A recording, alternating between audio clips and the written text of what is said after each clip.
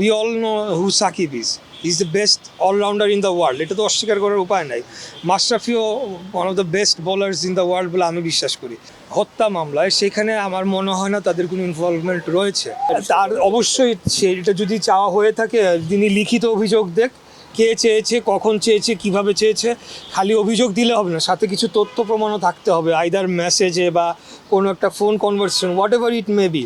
কিগুলা সহ লিখিত অভিযোগ দিলে অবশ্যই আমরা তখন এই সংশ্লিষ্ট কর্তৃপক্ষের প্রতি আমাদের প্রত্যাশা থাকবে তারা যাতে সঠিক পদক্ষেপ নেয়, কারণ এটা কোনোভাবেই গ্রহণযোগ্য না। এটার সাথে আমাদের কারোর কোনো সংশ্লিষ্টতা অবশ্যই নেই। ওয়েল, এক্স্যাক্ট প্রসেসটা যদি আপনি জানতে চান, আমার মনে হয় এটা ক্রীড়ামন্ত্রী, প্রতিমন্ত্রী আমিনুল হক উনি is the best person to answer that question. তবে আমরা পলিসিগতভাবে এবং নৈতিকভাবে আমরা মনে করি যে স্পেসিফিক যে মামলাগুলো হয়েছে হত্যা মামলায়, সেখানে আমার মনে হয় না তাদের কোনো ইনভলভমেন্ট রয়েছে। আমি বলতে চাই যে অন্য কোনো ধরনের যদি তাদের বিরুদ্ধে অভিযোগ থেকে থাকে, সেটা থাকলে সেটা তখন সেইভাবে মামলা হওয়া উচিত বা অভিযোগ আনা উচিত। যাই হোক, আপনার প্রশ্ন যেটা বলতে চাচ্ছি যে আমরা তো চাই যে আমাদের জাতীয় ক্রিকেটাররা আসুক, যাতে করে আমাদের টিম পারফরমেন্স ভালো হয়, এখন যা রয়েছে তার থেকে আরও বেটার হয়। কারণ we all know who Shakib is the best allrounder in the world, এটা তো অস্বীকার করার উপায় নাই।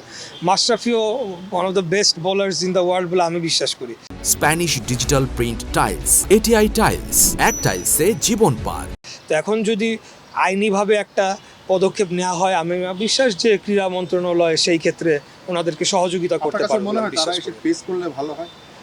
অবশ্যই আমি বিশ্বাস করি ওনারা এসে ফেস করলে ভালো হয়। এবং সেই ক্ষেত্রে আমি তো বললামই যে আমরা যারা ক্রীড়া সংগঠকরা রয়েছি, আমরা মনে করি যে তাদের আসলে পলিটিক্যালি তারা যদি কোনো ভুল করে থাকে বা করে না থাকে, সেটা পরবর্তীতে অন্যভাবে সেটা তারা ডিল করতে পারে এবং পাবলিক ওপিনিয়ন নিতে পারে বা পাবলিক তাদের ওপিনিয়ন দিতে পারে। কিন্তু যেই মামলাগুলো তাদের বিরুদ্ধে হয়েছে হত্যা, এই মামলায় তো আসলে তাদের সংশ্লিষ্টতা আছে বলে আমার মনে হয় না। অন্তত আমার মনে হয় বাংলাদেশের বেশিরভাগ মানুষও সেটি বিশ্বাস করে।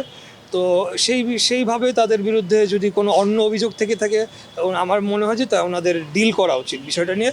আমরা এই ব্যাপারে ক্রীড়া সংগঠকরা যারা রয়েছি এবং সাধারণ যারা ক্রিকেটের ভক্ত যারা রয়েছি, আমি জানি না এটার উনি কী অর্থে বলেছেন, এটা বেটার অ্যান্সার উনি দিতে পারবেন। গ্রিন সিগন্যাল বলে কোনো সিগন্যাল আছে কিনা আমি জানি না। আমি জানি যে কোনো মামলা সংক্রান্ত বিষয় সেটা আইনি প্রক্রিয়ার মাধ্যমে ফেস করতে হয়। তো ঠিক আছে, থ্যাংক ইউ, হ্যাঁ, ধন্যবাদ।